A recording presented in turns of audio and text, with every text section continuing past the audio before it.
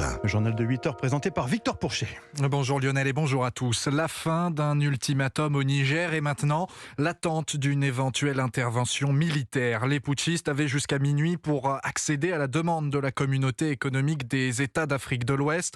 Le retour du président renversé Mohamed Bazoum. Ils n'en ont rien fait, préférant fermer leur espace aérien cette nuit en vue d'une attaque qui, selon leurs mots, se précise. Le colonel-major Amadou Abdarrahman du CNSP, qui a pris le pouvoir il y a des jours, se dit prêt à répliquer. Malgré la désapprobation des populations nigériennes et celle de la CEDEAO d'une quelconque intervention militaire au Niger, la planification de cette guerre a été effectuée. Le CNSP prend à témoin l'opinion nationale et internationale et affirme que tout État à partir duquel une action militaire est dirigée contre le Niger sera considéré comme co-belligérant. Le Conseil national pour la sauvegarde de la patrie met en garde la CEDEAO à la solde de cette puissance étrangère contre toute ingérence dans les affaires intérieures du Niger, ainsi que les conséquences désastreuses de cette aventure militaire sur la sécurité de notre sous-région, sa stabilité et l'unité de notre communauté. Je vous signale aussi que de son côté, Paris sanctionne l'un des soutiens du coup d'État au Niger. La France a décidé de suspendre jusqu'à nouvel ordre toutes ses aides budgétaires au Burkina Faso. En France, 2 enquêtes ouvertes après un refus d'obtempérer mortel à Limoges. 2 jeunes qui ont perdu la vie dans la nuit de samedi à dimanche, percutés par une voiture après une brève course-poursuite avec des policiers. Les agents qui avaient stoppé leur tentative d'arrestation juste avant le drame. Europe 1, 8h02. Vous connaissez notre rendez-vous de chaque premier lundi du mois, le panier européen qui suit pour vous l'évolution des prix et de l'inflation.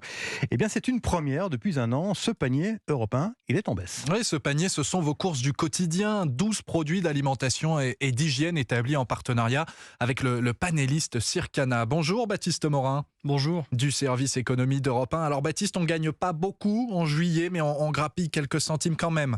Oui, notre panier européen a vu son prix baisser en juillet.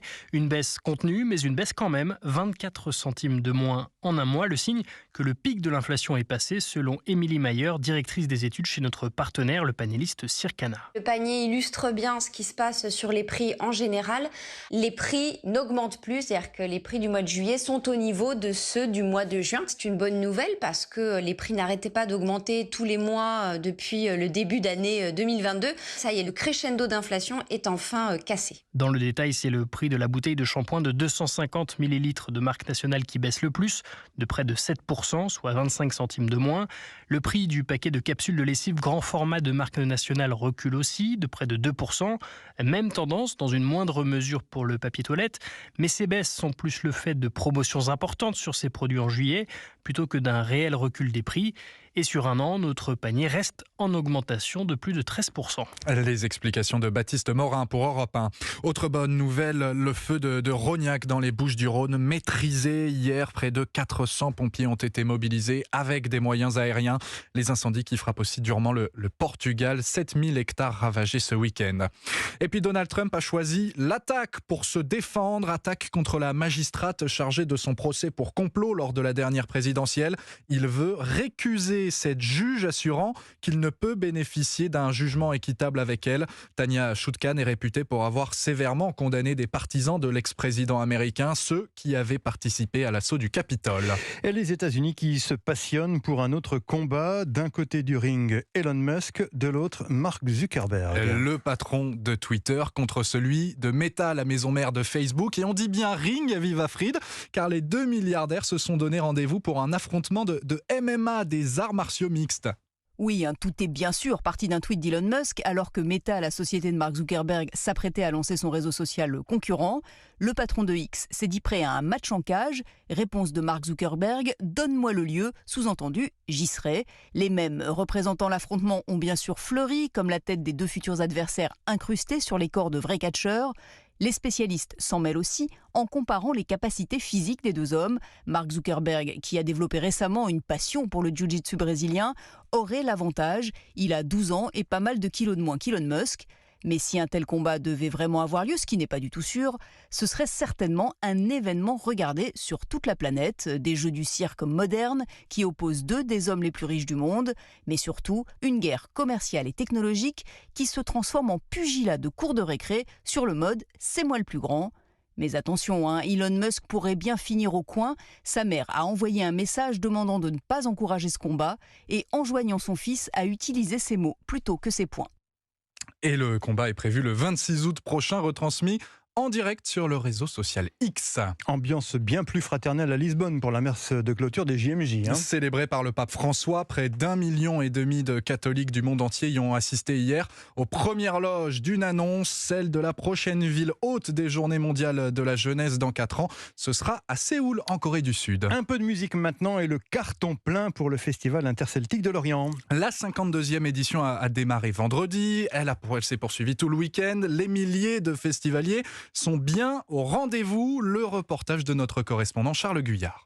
On voit le monde sur tous les sites et sachant qu'on va toujours crescendo, donc ça augure d'un très beau festival. Et la beauté d'un festival, elle se traduit notamment par l'affluence, alors que plusieurs dizaines de milliers de personnes ont convergé hier vers Lorient pour assister à la grande parade des interceltiques.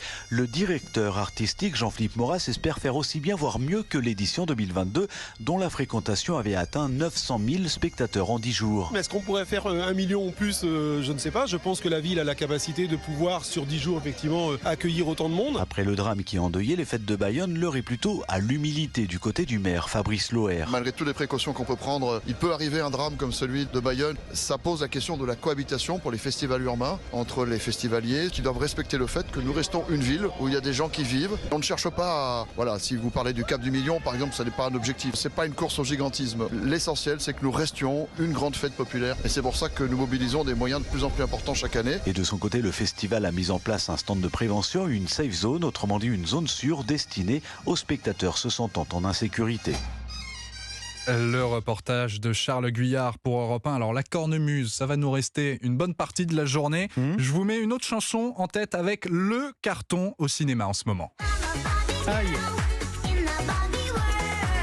Arrêtez Lionel, faites pas cette tête, je sais que vous adorez.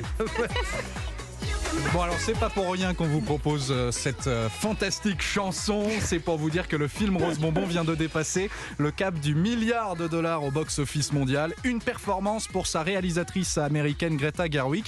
Jamais un film dirigé par une femme n'avait réussi cet exploit. Vous auriez pu choisir la superbe chanson Barbie de Lio à la place. Écoutez, j'ai fait mes choix.